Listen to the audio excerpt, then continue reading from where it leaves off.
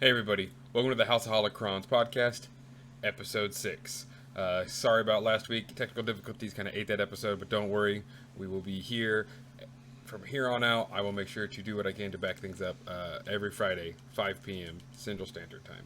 So, in this episode, we are going to be going over crime syndicates. Not just any crime syndicates, but mostly the top 5, as they kind of hold the larger parts of the storylines based around from the Clone Wars through to the after the Empire, but we might talk about a few others as well. We're going to not only talk about the crime syndicates, but just kind of in a sense crime in the Star Wars universe.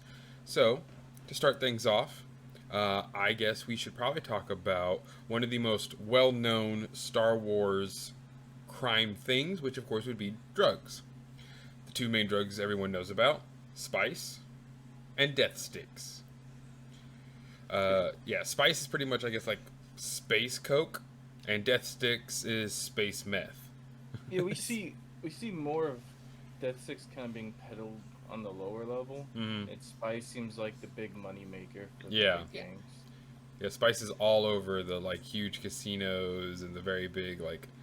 I mean, the Hutts love it, and they love to live lives of lavish. Jabba's hookah in his little throne scene has, you can see it's almost always roiling smoke, and that's because he's actually just sitting there smoking spice. The din is all foggy from it. It's like Yeah, spice is It universal big- almost. we Yeah. see a lot of it mentioned in the recent season of Boba Fett, Mm-hmm. because that was the deal with the Pike Syndicate. Yes. So Spice is in so many games and legends.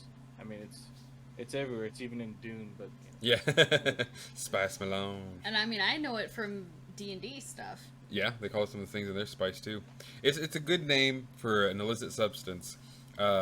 Spice is kinda have to known. have it, Yeah, but exactly. You don't wanna, Yeah, but it's like you said though. There is also the class system to it.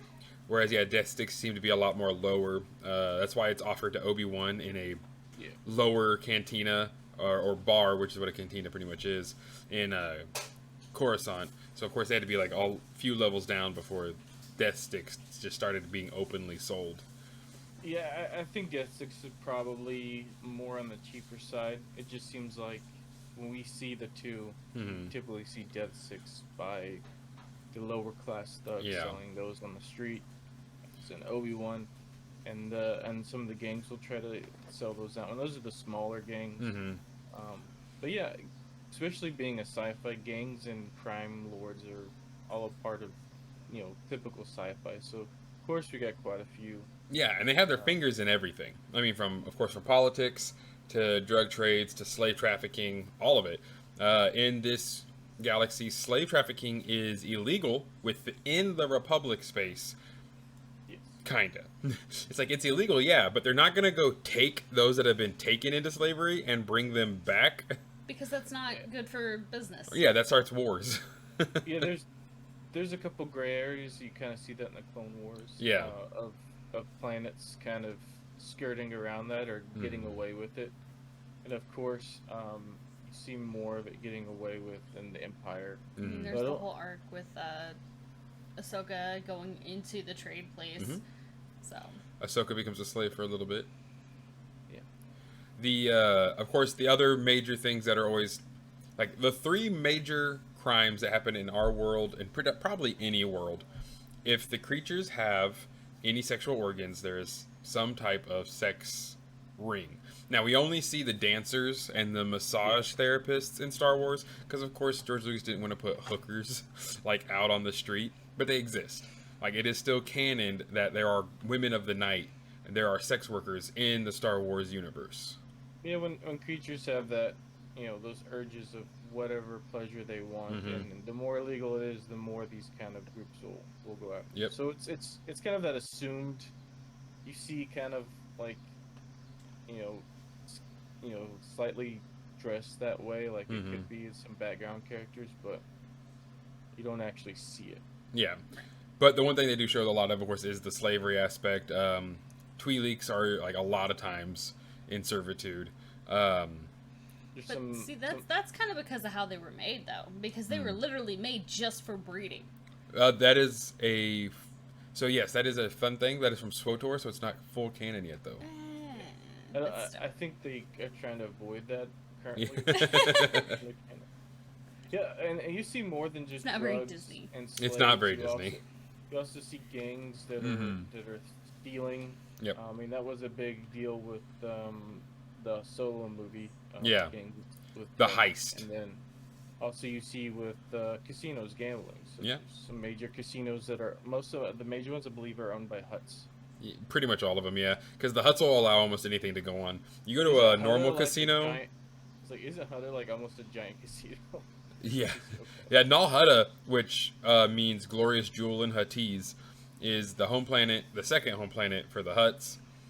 Um, the Huts will allow almost anything. If you go to a Hut casino, there will be a secret room to do drugs, and there will be a secret room full of slave Well, people. if it's anything that money to be made, they got their Yep. hand in it. They have to. They love it. From even just from like the betting, because like the three main vices like I kind of got away from was sex, drugs, and entertainment, and those will always be vices that everyone has to deal with. Wouldn't it be sex, drugs, money? Yeah, but And then money 'cause pays for all of entertainment that. can be sex. Yeah, money pays for all of that though. Okay, music or things like that, or betting. Okay. Money, sure, money. Because from horse races, like you kind of see on Canto Bite or whatever those things were, to of course pod racing. Pod racing huge with on Tatooine and a few other systems.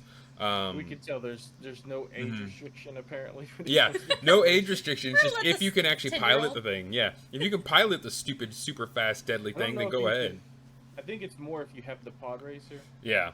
Is I don't think they care about because clearly some of them doesn't really know the pilot very well. And then we have swoop bikes. The full swoop bike racing we see in KOTOR has not been completely canonized yet, but we do know of swoop bikes in canon material. I can So, We also do imagine there's a lot of like hyperspace racing.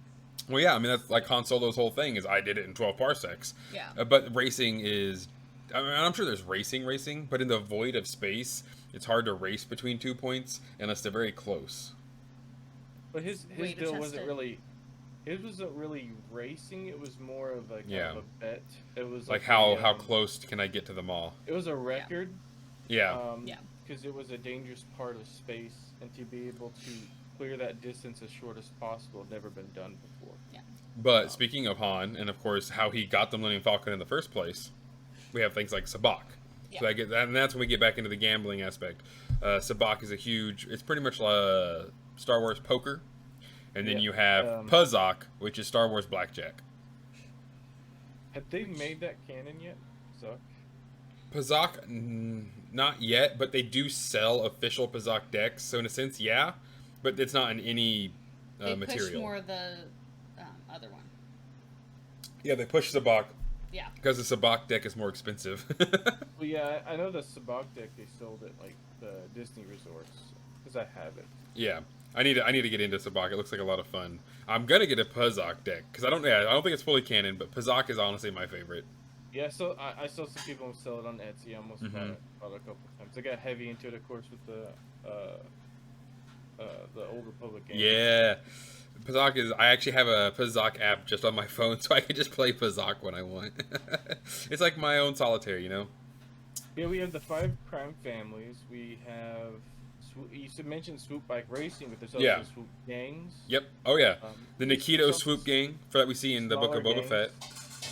Yeah, we see multiple gangs. We see one of the major crime syndicates also in Boba Fett, which is the Pike Syndicate. Yes, the Pike Um, Syndicate are definitely one of the major 5. So, we So- can start there then, because it also Yeah, the ties in ones with that we've- Spice. The ones that we've seen of the 5, well, the 5 are the Crimson Dawn, Mm-hmm. the Black Sun, the Kimura Syndicate, the Hut Clan, the Huts, and the Pike Syndicate. Yep. And out of the ones that I remember that we've seen on live movies is we've seen a little bit of the Crimson Dawn that was in Yeah. the Solo movie. Yep.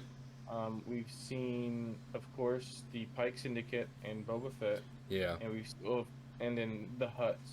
Everywhere. So I don't Yeah, remember all of the if we've originals. seen the Cremora. No, the Cremora kind of like get destroyed in the middle of the Imperial era and get replaced by a droid Gotra, which is an entire droid group, or a lot of cyborgs too. And then Black Sun, I don't think is mentioned yet. I know that it was always Clone it was a Wars. Legends thing for a while, and then I think they brought it back in the Clone Wars. Yeah. Because So originally in the old comics, it was a big major plot point, and yeah. in the post episode 6 with the Black Sun. Yeah, like you said, the Black Sun has not been shown canonically or like fully in live action, but they have been shown in the uh, Clone I Wars couldn't series. remember if they were in the Clone Wars Yeah. or not. There's a really cool scene where, because the other one that's kind of in that, the Shadow Collective is what they kind of all call themselves when they're a one major group that is controlled by Darth Maul from the Crimson Dawn. He has a really cool scene where he like takes the Pykes over, he takes the Black Sun over, and he takes the Black Sun over by just throwing his, or no, Savage throws his double-bladed lightsaber down the table and just cuts all their heads off. You know, kid show. He doesn't take the Hutt clan over, does he? No, but they just know that they're going to work with him. They're like, yeah, whatever. Hutts will work with anybody. No one's off. I don't think anyone's ever toppled the Hutts. They're so powerful that the Republic won't mess with them. Yeah. They're almost like their own like full nation in a way. They do have their own space. It is a canonical thing that Hutt space is its own sector of space with its own rules and regulations. It's funny with the Hutts, a big one, and kind of get that with the Pykes. Mm-hmm. Hutts are so he thinks the scum lord literally with a giant slug. Yeah. It's funny that they can barely function on their own almost, but are one of the most powerful beings in the whole galaxy. They live for an extremely long time. They are extremely like strong and powerful, and they're very intelligent. They almost took over the galaxy multiple times in the old histories, and then they're it's just funny because physically they don't really can't do much. But it makes sense though when you think about how much muscle and mass it takes to move a giant slug body. Then of course there's Grota the Hutt, who is disgusting because it was almost more unappealing to see a shredded, bulky Hutt than a fat one. Like when I saw that he had abs, I was immediately just like, oh god, what is that? What am I looking at? And we see the goofy. What's the goofy one from the Clone Wars? Oh, Zeb. Yeah. No, Zeb is. No, Zeb is from Rebels. Zed or something like that. Because there's that one. He's got the annoying voice. Yeah. And then we have the two Hutts and the twins. Tatooine. That I guess don't make it because. Yeah, you don't ever see him again. Jabba takes over. I mean, they could. They really could just go back off to Hutt space and fuck off. I mean, Jabba's gone. There's no reason to be on Tatooine anymore. It's not really. Yeah. It's weird that if it wasn't for the fact that in Jabba's time, the Pike Syndicate were running spice through Tatooine, which is what really made him a lot of his money. I don't know why he would have stayed there for much else. The slave trade, sure, but again, that's it. So yes, we'll start a bit with the Pikes. The Pykes are like almost an insectoid-esque looking race. They always, because of their environment, they wear very large helmets to kind of keep their respiratory system and their skin and stuff in a constant state. Intimidating. It is intimidating. What's also funny with them too is they kind of are limited by their physicality. Mm-hmm. You would think that because they can only live in this little atmosphere that would limit them a lot, but because of their intelligence and everything, they're able to become quite powerful. Yeah, very, very powerful because they cornered the spice trade, and that was a big thing for them. Is they realized, if we control the spice, its manufacturing, its creation, its distribution, no one can knock us out. Because if we take all of our secrets with us, no one gets spice the way we make it anymore, and everyone wants it because they're all hooked on it. You do see spice dens as well in Clone Wars, which really sediments that it's kind of like the opium, I guess, would be the proper. Yeah. And they also were they actually helped Death Watch take over Mandalore. Yeah. Yep. It was the Pike Syndicate that helped with Maul and Death Watch start their invasion for Mandalore, which is nuts. And Maul, kind of, you can see, is going to become a really big part of a lot of this because Maul started what became Crimson, or really. Did he start Crimson Dawn? I think he started Crimson Dawn. I don't know if he's. I don't know if it started it, but he no, he did not start it. Never mind. Yeah, he did not start it because it started as a mercenary group. Yeah, he took it over and successfully ran it very well for a while. That we get to see into the Solo, and then after Solo and Maul's death, it is taken over by Kira. Yeah, he does it from the shadows. Yeah. Back with the Pykes, like they just I had the word distribution. Yeah. Shipping and stuff. That's what they mostly do, and that's how they hide their spice trade. Yeah, because it's just a shipping. No. We just have freighters filled with all kinds of other stuff. Don't worry about it. They're the kind of polar opposites of the other. Yeah, and they rely on blasters. They rely on grenades. They rely on subterfuge and money, whereas the Hutts rely on all that stuff because they don't want to work because they're lazy, but they'll break you in half. The Black Sun. The really cool thing about the Black Sun Syndicate is that they are a let me see if I can find the race, but most of them are all a very specific race. I didn't think the the Crimson Dawn. I don't think they have a specific. No, Crimson Dawn don't. They're a conglomerate. Homeworld is Mustafar for the Black Sun. Felines, that's right. They are felines. And felines have a special chemical they actually produce from their glands, and it makes people like them. Like, it literally forces anyone around them to enjoy their company more and want to do what they want. So they use that, and of course, being those kind of, being simple creatures, they're gonna have people that did it for the bad reasons. And it's just a really cool kind of aspect. I thought that they're just like, oh, it's not that the Black Sun is like an amazing organization that was ran super well. It's just people like them, and they'll do deals that they wouldn't normally do. Well, and then you get the Hutts that, again, the most powerful because they have the most money and the most connections. That's the big thing. The Hutts will bury you. If you don't do what the Hutts want, they will kill you and leave you in a shallow grave, or they will financially and like societally bury you to the point where you're a pariah. We believe we actually see the Hutts represented on the Republic Council. Yeah. In episode 1. Yeah. So they got their hands on the Republic government, and I'm definitely behind lobbying. Oh, a lot of the lobbying and behind closed doors. I mean, the Hutts personally pay off. I would guarantee over 30% of senators to look the certain ways on very obvious things. The Republic never went into Hutt space. Not only, I mean, at the point they had such a large army, they could contest it. But I mean, not many major backers would follow that. Right.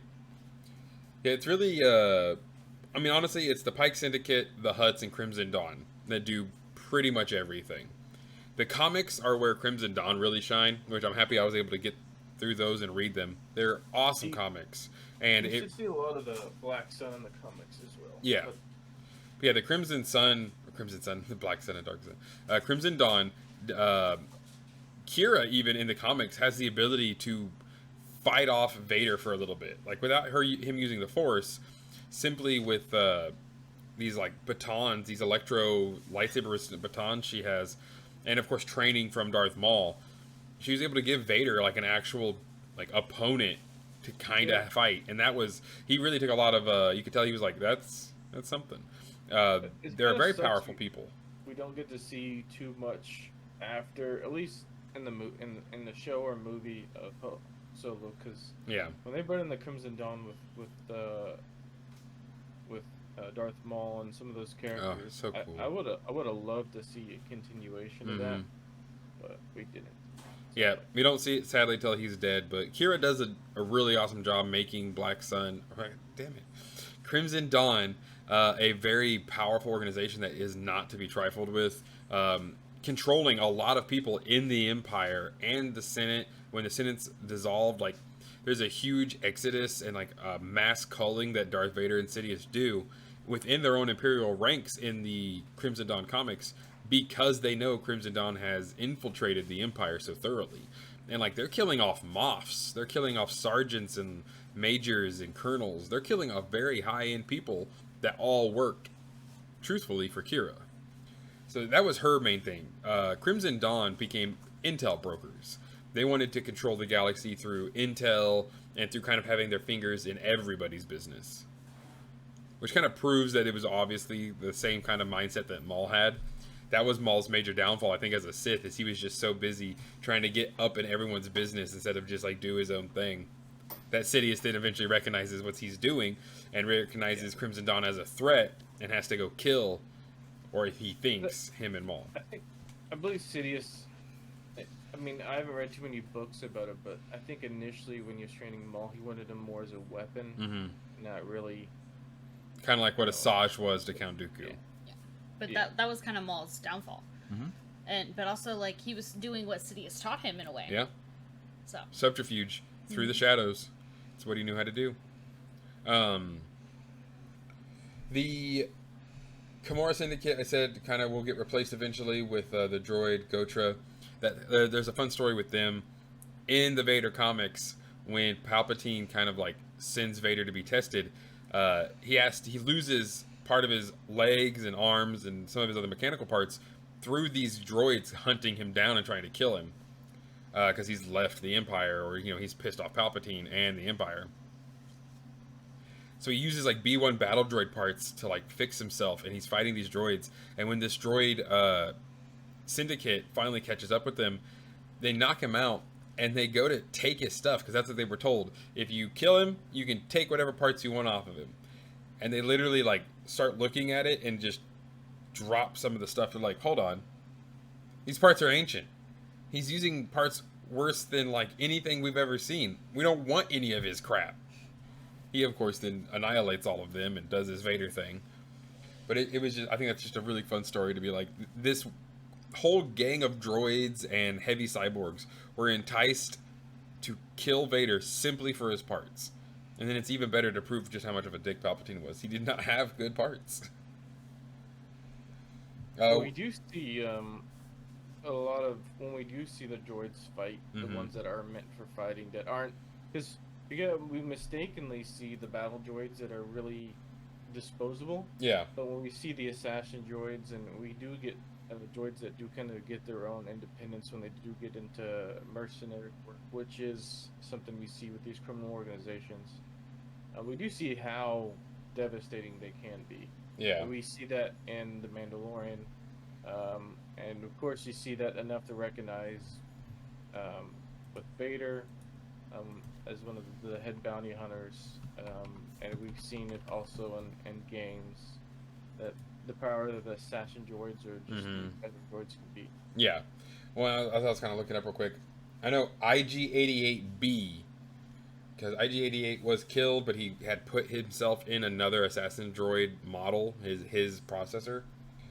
He actually started his own droid gang that Droid Grota kind of worked with for a little bit, because they wanted like freedom for droids and more personal freedoms and stuff. Yeah, actually two droids that are part of the bounty hunter lineup. Yeah. That are hired by Vader. Yeah. Technically not by Vader. Forlorn and IG-88. Even though Forlorn does work almost specifically with Zuckuss, but that's just a friendship they've kind of established over the years. And bounty hunters. Bounty hunters have a very huge part to play with crime syndicates, because not only like do they work, of course, for the Republic and law-abiding people to do bounty hunting and collect bounties, they'll work for anyone. Essentially like Trandosians, like Bosk. They love the slave trade. They work heavily in the slave trade. We also get the same with mercenary groups as well. And then some of the suit gangs are also mercenary work themselves out. Yeah. Typically more for the bad side. Right. That's, again, Crimson Dawn got their entire start from being a mercenary group. A lot of these groups were pretty much mercs first, or had a military presence. You can't really make a foothold in a galaxy without some firepower behind you. You have to have something to back up your word, because eventually somebody will push you. Bounty hunters that worked a lot with certain crime syndicates, of course. Boba worked for... why did I forget his name? Jabba. Boba worked for Jabba exclusively for a while, just because he paid really well. He hated the slug, and we kind of see that a lot in the comics. I think everybody did. Yeah, everyone. His money was good, but they hated him. I think that's almost every HUD as well. Yeah, they all smell terrible from what I hear. But you can't do anything about it, because if you kill a Hutt, you're just pretty much... You're dead. You and everything else, Yeah. everything you know is gone. Anything you've ever loved or thought you cared about, it's going to be buried in the back of a weird ditch. So So yeah, Cad Bane works very close with the Pike Syndicate a couple of times. Cad Bane would have worked with anyone, but Yeah, he floats around, but yeah, he worked a lot with the Pike. Because he wasn't afraid to do things that like others wouldn't do. It's pretty much only it's pretty much only Cad Bane and Bosk that were like really okay with capturing slaves and taking people hostage and stuff. Yeah, Bosk doesn't have too many morals himself. Oh, Trandoshan's don't care about like anything. They only care about the scorekeeper and trying to get their score up so they can go to a better part of their afterlife. They're kind of the almost the alternative to Wookiees in a way. And that's exactly why they live so close. That's the cool part about their species, is that they live within the same system. Well, we see it's the funny thing is the Trandoshans we see on Boba Fett, the Book of Boba Fett, were actually quite small compared to some of the. They get incredibly large as a Wookiee, so they're almost mortal enemies because of that. Yeah. But of course, the Trandoshans didn't get eradicated, so you don't see too many. You see a lot more Trandoshans than you do Wookiees. And of course, it would make kind of sense in Tatooine if they've lived there for a while. They would get smaller because, you know, if you look at lizards in the jungle versus lizards in the desert, they change.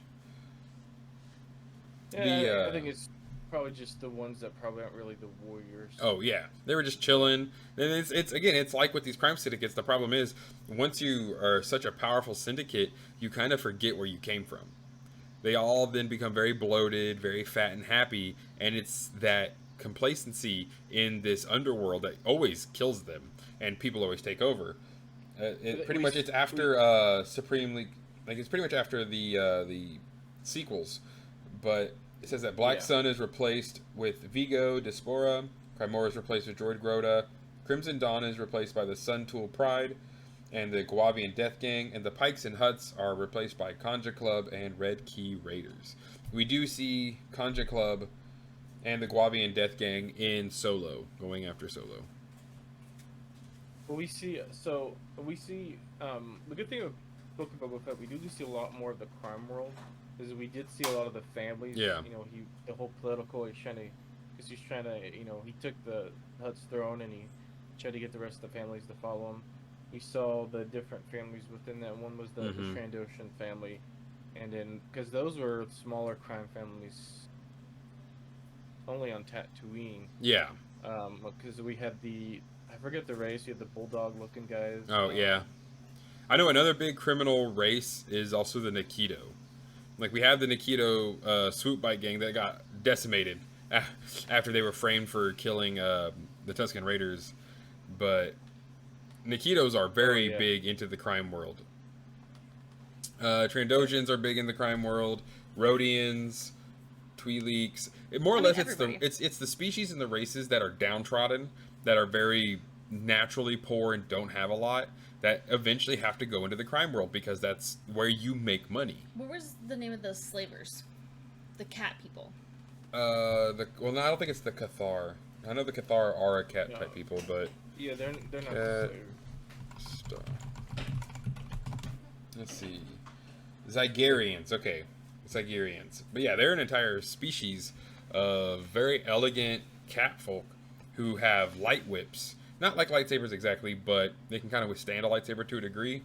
And they use them. And that's their whole species, is slaving. Even each other. Yeah. Now, of course, my personal favorite syndicate / not really a syndicate, I don't know if that's what you would call it, is from the High Republic. And that's the Nihil. The Nihil are more of a gang, though. I would not call the Nihil a syndicate. Huh? Yeah, a gang. Yeah, because the Nihil are not out to make money. The Nihil are just out to do what they want. Yeah. Some of them. I like that they made them a major, and because I was reading a little bit about the High Republic. Yeah. And I like that they made them a big, like, kind of the major antagonist. Yeah. Because, I mean, you can't have, you know, you get too many of the same, like, Republic Empire. You can't have the same thing repeated. Because you even get that in the old Republic with the Sith Empire. Yeah. And stuff like that. So you gotta have something else. That's one of the main reasons I've really fallen in love with the Nihil, is because they're just space pirate. They're this giant space pirate gang that are just out to take and steal and give nothing back, and they succeed. by the end of the first phase of comics, Marchion Ro, the leader of the Nihil, has literally cut off and stolen the Outer Rim from the Republic. And he's saying, this is my playing grounds, this is mine, you can't have it, you're not allowed to come here. I mean, they have special hyperdrive that they use. They have, he literally has this force field that you cannot go through hyperspace into the Outer Rim. And it's crazy, his control over this different realm of existence. And he's just a dude. He doesn't have the force. He's not like super specially in tuned. And I think that's what made me really fall in love with the Nihil and stuff like that, is because they're not, just because they are not the Sith and they're not this grandiose empire, that didn't stop them from being a huge threat to the Republic at the height of its power. But we see when we read about how devastating some of these groups can be. So it is a nice change of pace to actually, have it actually happen that we can read about. Hopefully, eventually we'll get to see it as well. Yeah, I really hope we get to see some Nihil and stuff like that too in live action. I mean, now last little thing I'll say about the Nihil, they kind of remind me of like Reavers from not Flyleaf. What is that? What is that show that everybody? Jess, Like a Leaf on the Wind. Firefly. It's like they're like Firefly. They're just this group of anarchic kill take, which is very different from these other syndicates, because yeah, the Black Suns, the Pykes, the Hutts, they're out to make money and survive and last within the system. There's very few people. Like, I mean, it makes sense. The Nihil will of course be destroyed because the nail that sticks out the most must be hammered. Yeah, but the Reavers were cannibals, so they were like just eating people. Yeah, okay. They were a step extra, sure. No, the Nihil are definitely more of a gang. Yeah, they don't have like that hard chaos. direction. Yeah, exactly. But there are some within the Nihil who want the money. Like I can't remember the name of the big dude. Oh yeah.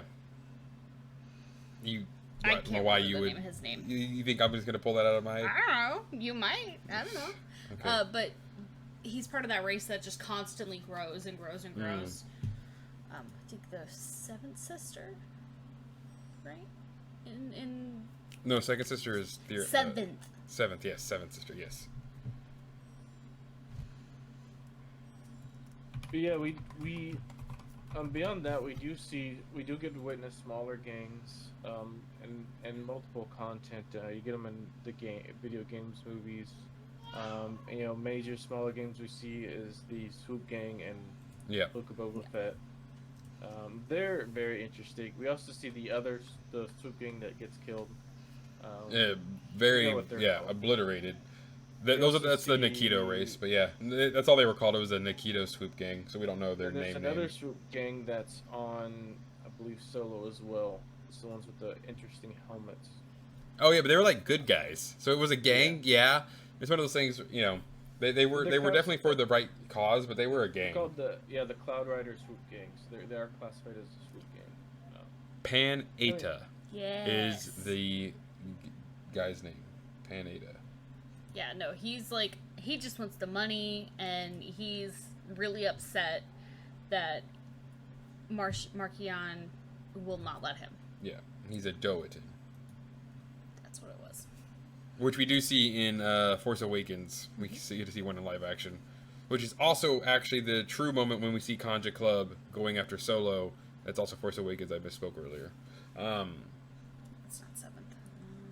The crime syndicates kind of make up a huge part. It's that weird necessary part of Star Wars that no one likes. It's like in this world, no one likes that dark, seedy background, but without it, a lot of the normal stuff doesn't run. I mean, back in like the early Mafia days with New York and places like that, like when the families had rules and structure, it wasn't that bad. As long as you followed whatever Mafia led your block, and you did what they asked, and you paid your protection money and stuff, life could be good. You could make even more money. But if you cross them, you're gone. So it's kind of all like that with the Hutts and a few of like maybe the Pykes. Some of the other syndicates will definitely screw anyone over the first chance they get. But the Hutts, they really will. Like, they'll support a community, give them jobs, and build them up and make them something if they can prove value later to the Hutts. So you kind of see that in some of the Clone Wars, and you see that in the Book of Boba Fett, how everything was a lot different without Jabba, and how so many people, even though Boba Fett kind of was, he was trying to take that role, how even the different merchants and the different people, I mean, they basically Jabba ruled the planet, almost in a sense. Yeah. So during his time, so you see kind of that atmosphere, and it's a lawless almost, but it's not. It's weird. So a lot of things get away with, so like the drugs and the slaves, but you do get to see, it's a different atmosphere. Right, it's like you really cannot just randomly go murdering whoever you want because it's some lawless town. Because then they'd be like, hey, you're like taking out people I care about and things I need. And my headphones just died. okay. When you so it's like you pick your poison. Do you want to be a Hut-controlled planet, or do you want to be under an Empire-controlled planet at Right. the time? So. And the Empire will enslave you all and not give you as much money. Yeah, you don't.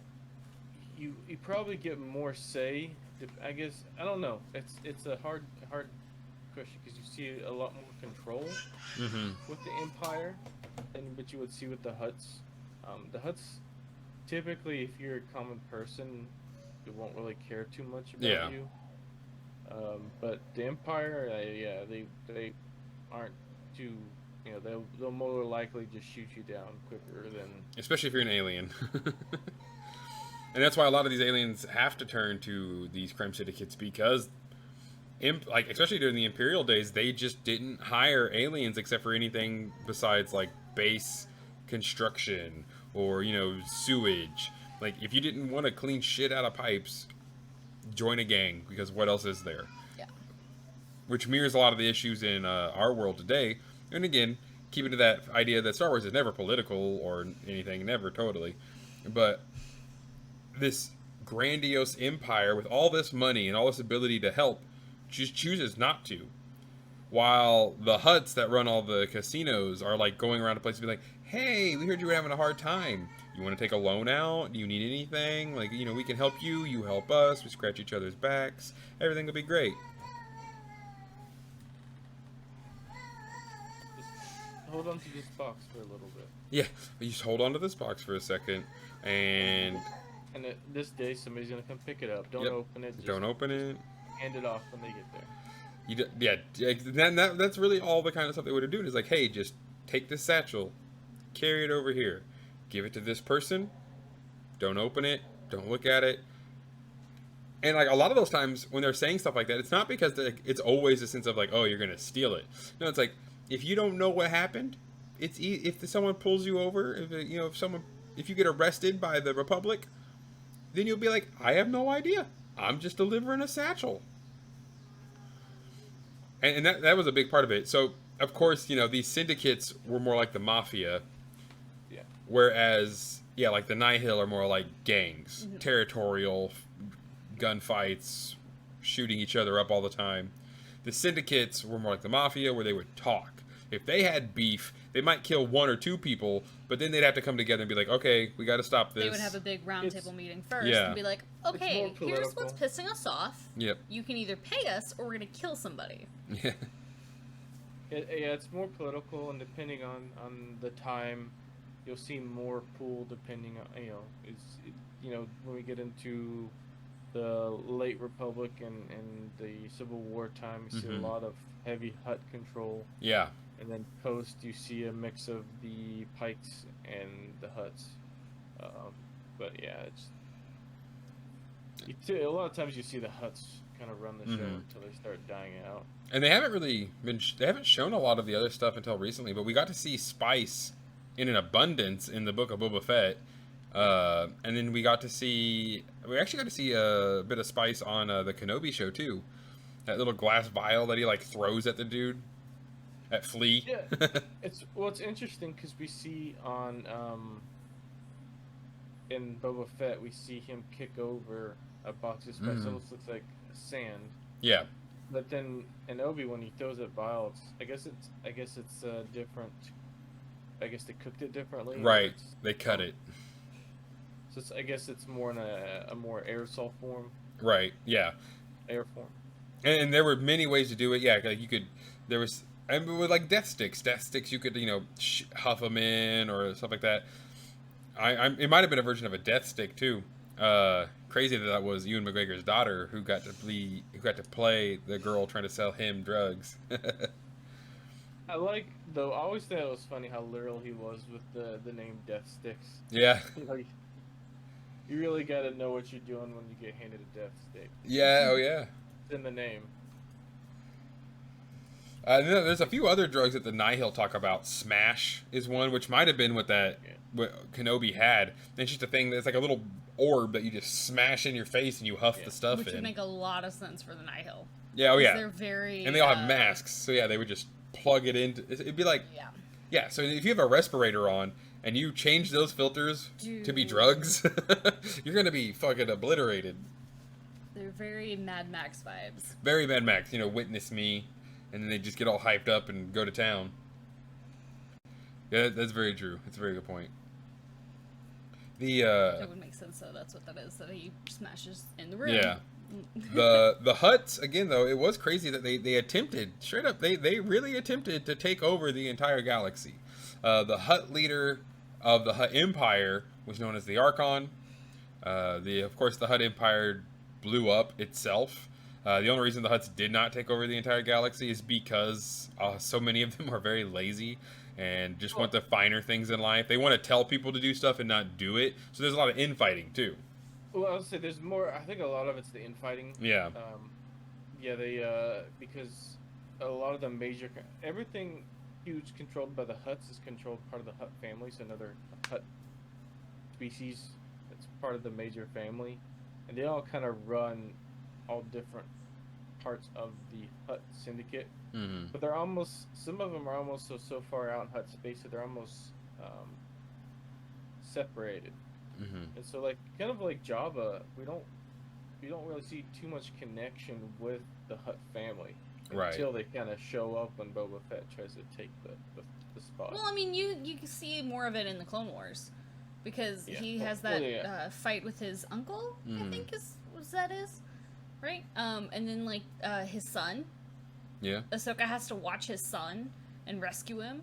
We do see his wife, or I think it's his mother, or the same thing. Something. Who knows? There's slugs. In the background for Phantom Menace, there is another Hutt behind Jabba. Yeah. And I think we get a glimpse of the mother? Maybe. Or something. We get a glimpse of something bigger. Was that one considered Jabba in episode 1? I think that one was Jabba. Episode 1. There is Jabba and then someone else. But that is Jabba who... definitely two. Yeah. It's Jabba who leads the Bunta Eve race. Okay, I wasn't sure if that was Jabba. Yeah, he had just taken over from his mother a little bit before all that started kicking off. Bib Fortuna did rule a little bit between Jabba and Boba, but Bib Fortuna ruled in the worst way possible, where he was just paying everyone off, which kind of then left Boba in a bad situation because they had no money. Yeah, that's why it was so easy, but also sucked. Yeah. And he was really spineless. He was a good assistant to Jabba because he just did whatever he said. Oh, yeah. But, yeah, without Jabba there, he's not that good. Right. Yeah, no, Bib Fortuna was definitely a... he matched his master. He was a slug. He wasn't there to do anything grandiose or great. Bib Fortuna was there to simply exist. And he found a way to exist, and he was going to exploit every simple thing he could. And it paid off in the end. That's the problem, though, with these syndicates, is it's just like the Sith, in a sense, is you see where it ends up. Death. If you're a really good crime lord, someone's either jealous of you and they kill you, or you've pissed them off to get this high up, and you hurt someone they love, and now they got to kill you. Like, it's a self-imploding thing constantly, which then leads to these power vacuums, which then lead to new gangs opening up and new gangs starting. These smaller gangs becoming giant syndicates as they all form together. Power vacuums aren't good, and again, we see that in the Book of Boba Fett. It just leads to more infighting. So it's like, it sucks that these cartels exist, but the Republic also knows, like, you can't go to war with every single cartel and syndicate, because you won't take them all out, and where you kill one, 5 more will appear. Well, then they all want to fight each other and take over in their own way. And you see that the common people start to suffer in the Book of Boba Fett with that power vacuum. Yeah. But then there's also the, like, you have to have them.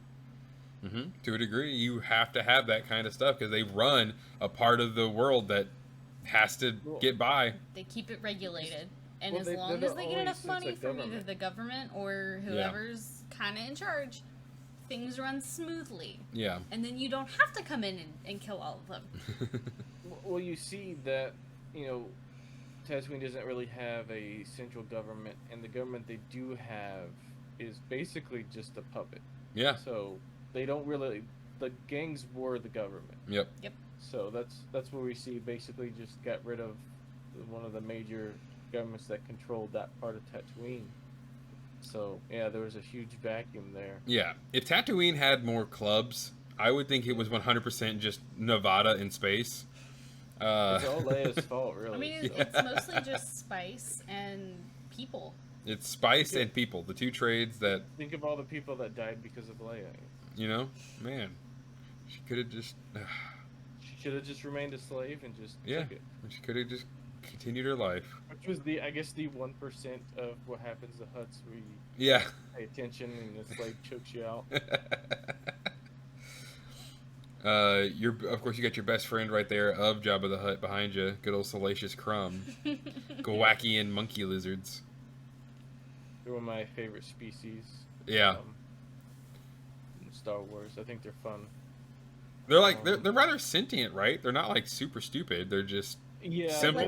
They're not fully sentient, but they do have a way to do things. Yeah. You'll see them like they almost can talk a little bit, and they're not fully. They're kind of, I guess, semi. Right. So they can understand a lot and like laugh at it, but they're simpletons.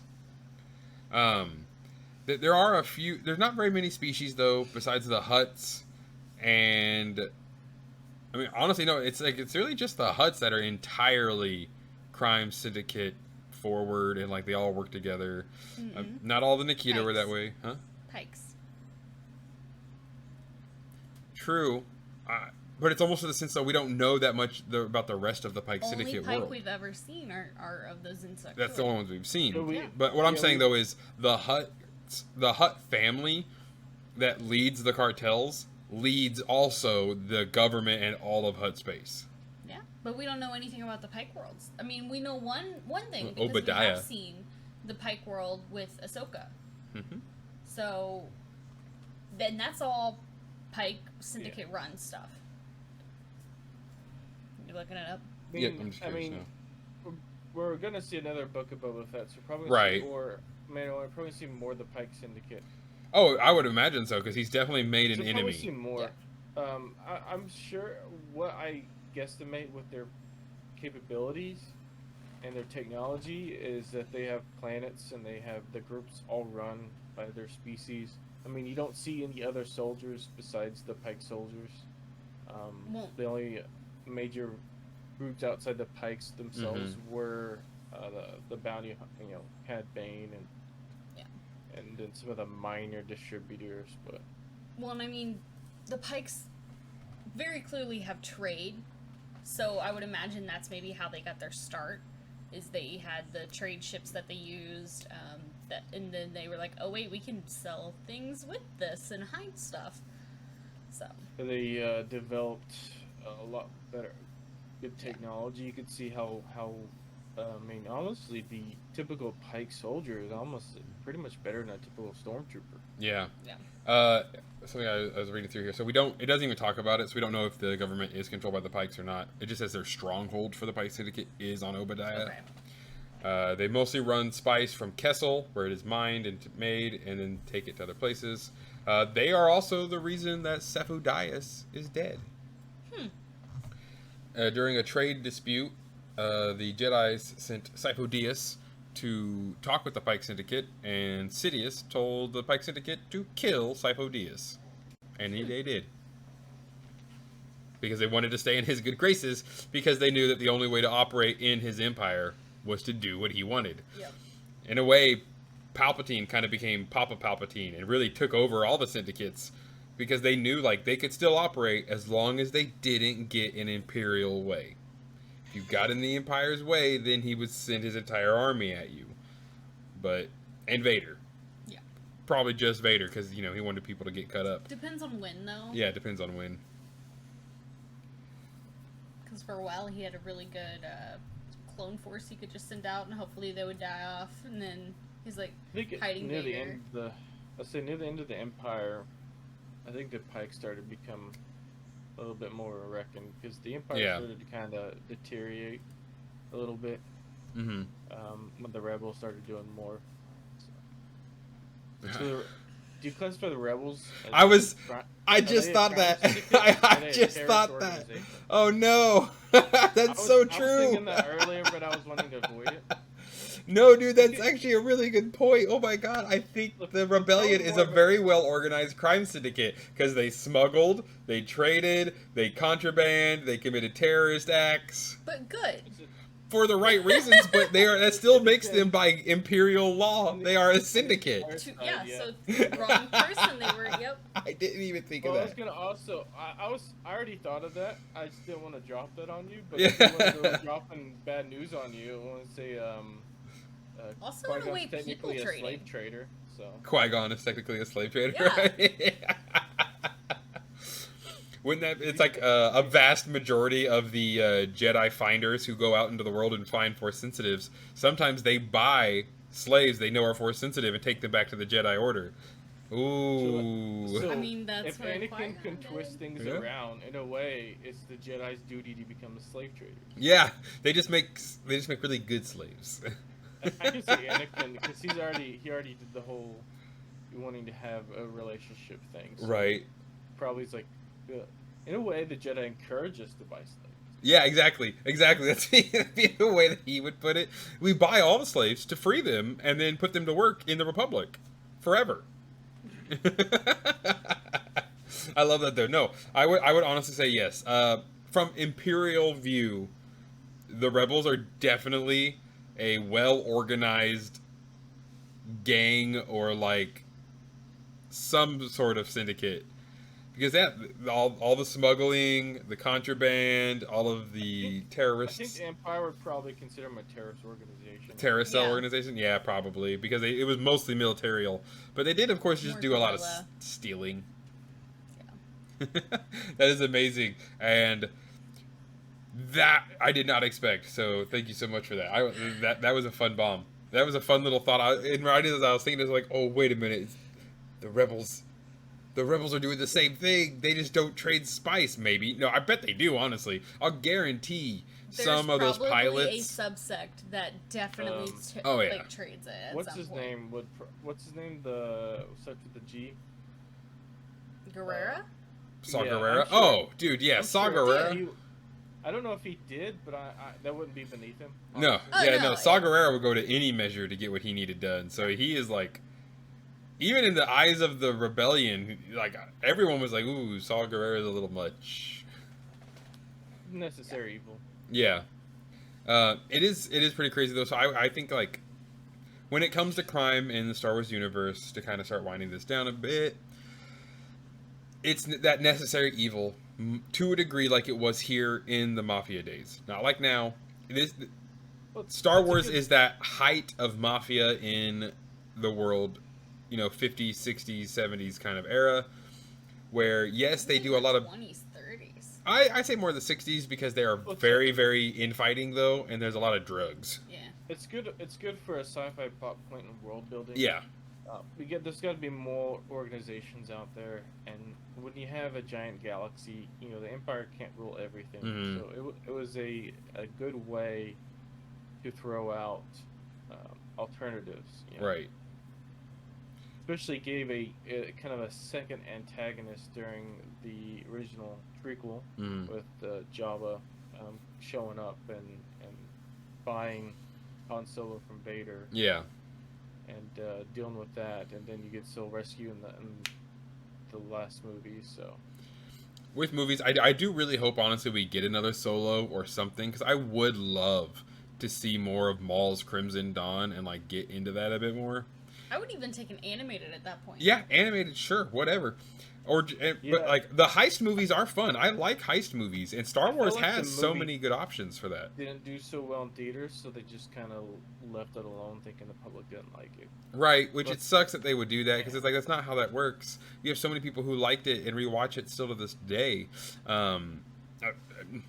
There are people out there who absolutely love the sequels and hate the prequels. There are people who love the prequels and hate the sequels.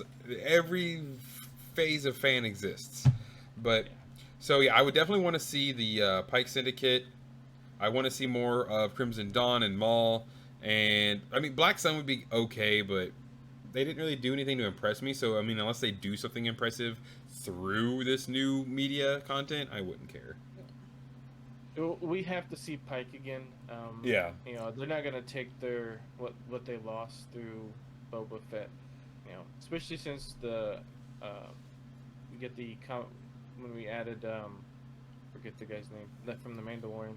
Since his involvement, Cobb Vanth, he's or probably no the main character. I can't think of his name. Oh, Din Djarin. Okay. Yeah, Din Djarin. Since he got involved, they probably put a bounty on him or something. So. You might see bounty hunters come after him now. Very true. Who knows? Yeah.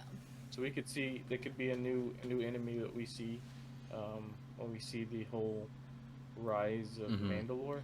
It'd be kind of cool also though to see the droid Gotra group, just to see a gang of, or this syndicate of nothing but droids and how they operate, because they obviously haven't had their memory wiped in a very long time, because that's kind of where their personalities and quirks come out in these droids.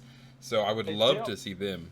I doubt we'll Just see picture too much Chopper in doing these something with shows them. because it'd be hard to do with a lot of CG work. Yeah. So I'm sure we won't. I don't know. I would be surprised to see a lot of droid stuff. But. I mean, if nothing else, it's just like one single IG unit. Because I think there was like 5 IG-88s that he self-made to put his consciousness into, so he couldn't die. It's crazy. But then, of course, they like killed each other. Like, again, gang warfare. Everyone's trying to get to the top, and they'll do whatever they can to get there. And they burn all these bridges and cut out all these other people, and then eventually these other people that were cut out from underneath them take them out. Yeah, and if you look at all the movies, the shows, and everything, you typically see the two main antagonists. You see the Sith, and you see the crime gangs. Yep.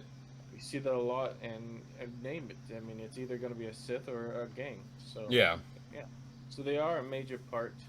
You just may not realize it.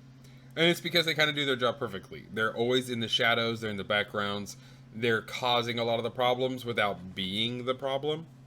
And that does what makes these crime syndicates a really good villain, because again, striking from the shadows all the time pushes the hero and the protagonists to always search and look for who's really behind all of this. So yeah, they'll never go away. There will always be these major syndicates in the Star Wars universe, which is awesome. It really helps. The Hutts are a super interesting race. Maybe they'll do more with the Hutts, and we'll see some Hutts trying to reinstate the Hutt Empire, as they've tried to do a few times before. Yeah, I doubt we'll never see the Hutts. I think it's always been a favorite. So yeah. Because like you said, they're literally made to hate. They're this giant, slimy, smelly, gross. I mean, their language is disgusting. Everything about them is literally disgusting. And they love it. They bathe in the disgust, which just really proves how much we would all hate them. So it's the necessary evil. Like we all said, it's the necessary evil.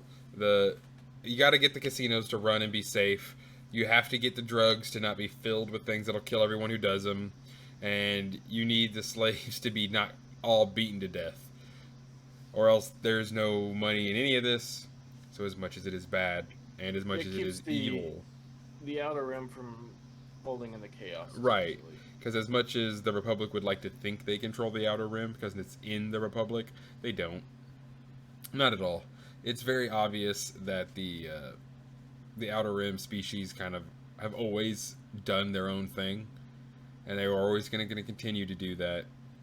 So it's best just to kind of like, yeah, it's best to just not go in there and bust everybody's melon open, because then there's just everything's going to go to shit. You're going to get so many power vacuums. There's going to be so much craziness going on that it's going to force all these other people to try and take those positions and just create more bloodshed. The Outer Rim, I guess, is like the Wild West. I would kind of like correlate them to that. The Outer Rim is set that up with Tatooine. Yeah, they really set that up with Tatooine. Well, that was the idea. When he came up with it, he kind of mimicked the whole idea of the old westerns. Yeah. The movies. So you see that with Han Solo, and you see that with the bounty hunters. That's a western thing. So that was the whole idea on the original concept of the Tatooine, which is kind of the iconic Outer Rim planet that we see. Even though there's so many more great planets on the Outer Rim, Tatooine's just a one they like to film. I'm very surprised that we've not ever seen Nar Shaddaa in live action yet, or even in have we even seen it in a series? I think it's only been comics and games. I don't think it's been the Clone Wars. I'd have Right. to look it up. You just don't see Nar Shaddaa that often, and yet it's one of the most well-known planets in Star Wars. Yeah, honestly, if it weren't for Tatooine being in movies, I'd say Nar Shaddaa would be more of the iconic outer world, like, place where everything happens. But And we kind of got a bit of a vibe of it from Kenobi, which was really good with that new planet they introduced. So that kind of gave you the Nar Shaddaa underworld vibe. So I definitely want to see Nar Shaddaa in the future. That'd be awesome. Definitely, again, see some more Maul and Crimson Dawn. So then, pretty much wraps it up for this evening. Thank you all so much for joining us. Again, 5 p.m. Central Standard Time every Friday. Audio will always be on Spotify and Anchor. Video uploaded on YouTube, same time, same name for everything to make it as easy as possible. The House of Holocrons podcast is what you will look for on Spotify. It's text and download here on YouTube. Thank you so much for joining, guys, and have an amazing rest of your day. May the Force serve you well. May the Force be with you.